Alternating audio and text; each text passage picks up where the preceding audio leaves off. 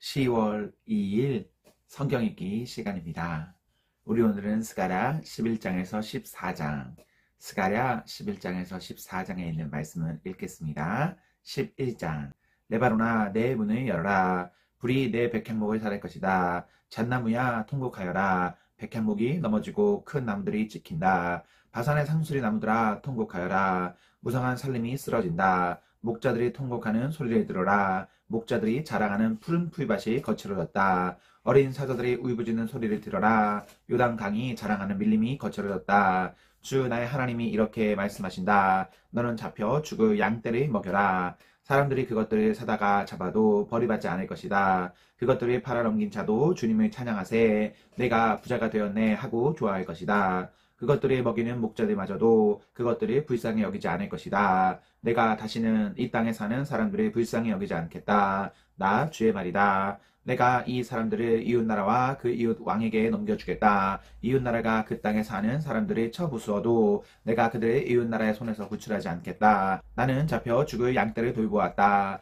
특별히 때 가운데서도 억압이 당하고 있는 양떼를 돌보았다. 나는 지팡이 2개를 가져다가 하나는 은총이라고 이름을 짓고 다른 하나는 연합이라고 이름을 지었다. 나는 양떼를 돌보기 시작하였다. 나에게는 목자 3이 있는데 나는 그들이 하는 일을 더 이상 참고 볼 수 없었다. 그들도 또한 나를 미워하였으므로 나는 한 달 안에 그 3 목자를 다 해고하였다. 그런 다음에 나는 양떼에게 말하였다. 나는 더 이상 너희를 돌보는 목자 노릇을 하지 않겠다. 죽을 놈은 죽고 망할 놈은 망하여라. 그러고도 남는 것들은 서로 잡아먹어라. 그런 다음에 나는 은총이라고 부르는 지팡이를 가져다가 둘로 꺾어서 내가 모든 민족과 맺은 언약이 취소되게 하였다. 그 언약은 바로 그날로 취소되었다. 양떼 가운데서 괴로움을 당하던 양들은 나의 행동을 보고서 주님께서 말씀하고 계시다는 것을 깨달았다. 내가 그들에게 말하였다. 너희가 좋다고 생각하면 내가 받을 품삯을 내게 주고 줄 생각이 없으면 그만 거두어라. 그랬더니 그들은 내 품삯으로 은 30개를 주었다.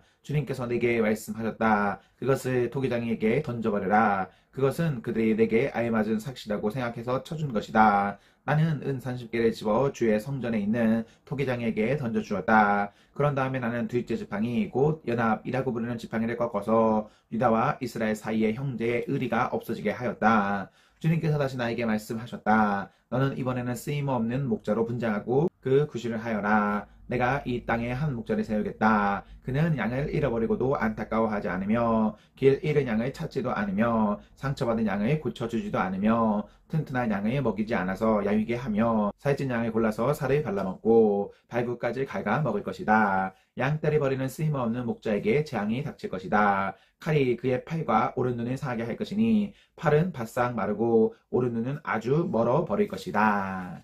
12장.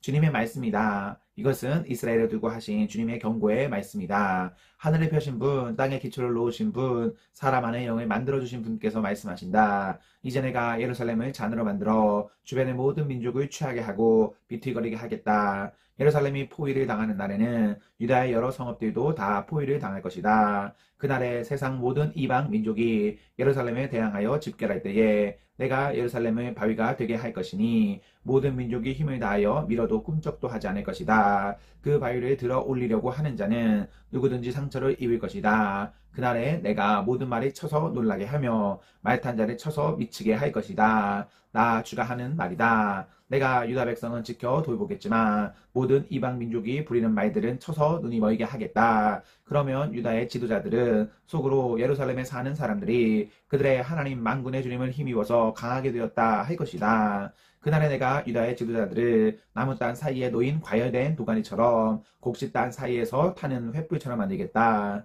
그들이 주변의 모든 민족을 좌우로 닥치는 대로 불살할 것이다. 그러나 예루살렘은 다치지 않고 제자리에 그대로 남아 있을 것이다. 나 주가 유다의 거처를 먼저 구원해 주겠다. 다윗 집안의 영광과 예루살렘에 사는 주민의 영광이 아무리 크다 하여도 유다의 영광보다 더 크지는 않을 것이다. 그날에 나 주가 예루살렘에 사는 주민을 보호할 것이니 그들 가운데 가장 연약한 사람도 그날에는 다윗처럼 강하게 될 것이다. 다윗 집안은 하나님처럼 곧 백성을 인도하는 주의 천사처럼 그렇게 백성을 인도할 것이다. 그날이 오면 내가 예루살렘에 치러 오는 모든 이방 나라를 멸망시키고 말겠다. 그러나 내가 다윗 집안과 예루살렘에 사는 사람들에게 은혜를 구하는 영과 용서를 비는 영을 부어주겠다. 그러면 그들은 나 곧 그들이 찔러 죽인 그를 바라보고서 외아들을 잃고 슬피 울듯이 슬피 울며 맏아들을 잃고 슬퍼하듯이 슬퍼할 것이다. 그날이 오면 예루살렘에서 슬프게 울 것이니 무기또 벌판 하다들 림몬에서 슬퍼한 것처럼 기막히게 울 것이다. 온 나라가 슬피 울 것이다. 가족마다 따로따로 슬피 울 것이다. 다윗 집안의 가족들도 따로 슬피 울 것이다. 그 집안 여인들도 따로 슬피 울 것이다. 나단 집안의 가족들도 따로 슬피 울 것이며 그 집안의 여인들도 따로 슬피 울 것이다. 레이 집안의 가족들이 따로 슬피 울 것이며 그 집안 여인들도 따로 슬피 울 것이다. 시므이 집안의 가족들이 따로 슬피 울 것이며 그 집안 여인들도 따로 슬피 울 것이다. 그 밖에 남아있는 모든 집안의 가족들도 따로 슬피 울 것이며 각 집안의 여인들도 따로 슬피 울 것이다. 13장. 그날이 오면 새 만화가 터져서 다윗 집안과 예루살렘에 사는 사람들의 죄와 더러움을 씻어줄 것이다. 그날이 오면 내가 이 땅에서 우상의 이름을 지어서 아무도 다시는 그 이름을 기억하지 못하도록 하겠다. 나 만군의 주가 하는 말이다. 나는 또 예언자들과 더러운 영을 이 땅에서 없애겠다. 그런데도 누가 예언을 하겠다고 고집하면 그를 낳은 아버지와 어머니가 그 자식에게 말하기를 내가 주님의 이름을 팔아서 거짓말을 하였으니 너는 살지 못한다 한 다음에 그를 낳은 아버지와 어머니는 아들이 예언하는 그 자리에서 그 아들을 찔러 죽일 것이다. 그날이 오면 어느 예언자도 자기가 예언자 행세를 하거나 계시를 본 것을 자랑하지 못할 것이다. 사람들에게 예언자처럼 보이려고 걸치는 그 거친 털옷도 걸치지 않을 것이다. 그러고는 기껏 한다는 소리가 나는 예언자가 아니다. 나는 농부다. 젊어서부터 남의 머슴살이를 해왔다. 할 것이다. 어떤 사람이 그에게 가슴이 온통 상처투성이인데 어찌 된 일이요? 하고 물으면 그는 친구들의 집에서 입은 상처요? 하고 대답할 것이다. 가라 깨어 일어나서 내 목자를 쳐라. 나와 사이가 가까운 그 사람을 쳐라. 나 만군의 주가 하는 말이다. 목자를 쳐라. 그러면 양떼가 흩어질 것이다. 나 또한 그 어린 것들을 칠 것이다. 내가 온 땅을 치면 3분의 2가 멸망하여 죽고 3분의 1만이 살아남게 될 것이다. 나 주가 하는 말이다. 그 3분의 1은 내가 불 속에 집어넣어서 은을 단련하듯이 단련하고 금을 시험하듯이 시험하겠다. 그들은 내 이름을 부르고 나는 그들에게 응답할 것이다. 나는 그들을 내 백성이라고 부르고 그들은 나 주를 우리 하나님이라고 부를 것이다. 14장. 주님의 날이 온다. 그 날이 오면 약탈자들이 너희 재산을 약탈하여 나가 너희가 보는 앞에서 그것을 나누어 가질 것이다. 내가 모든 이방 나라를 모아서 예루살렘과 싸우게 하겠다. 이 도성이 함락되고 가옥이 약탈당하고 여자들이 겁탈당하고 이 도성의 주민이 절반이나 사로잡혀 갈 것이다. 그러나 이 도성 안에 나머지 백성은 살아남을 것이다. 주님께서 나아가셔서 이방 나라들과 싸우실 것이다. 전쟁 때 싸우시던 것처럼 하실 것이다. 그날이 오면 주님께서 예루살렘 맞은편 동쪽 올리브산 위에 발을 디디고 서실 것이다. 그러면 올리브산은 한가운데가 갈라져서 동서로 뻗은 깊고 넓은 골짜기가 생길 것이다. 산의 반쪽은 북쪽으로 다른 반쪽은 남쪽으로 옮겨질 것이다. 그 산 골짜기는 아셀까지 미칠 것이다. 너희는 유다왕 오시아 때에 지진이 만나 도망간 것 같이 주님의 산 골짜기로 도망할 것이다. 주 나의 하나님이 오신다. 모든 천군 천사를 거느리시고 너희에게로 오신다. 그날이 오면 햇빛도 차가운 달빛도 없어진다.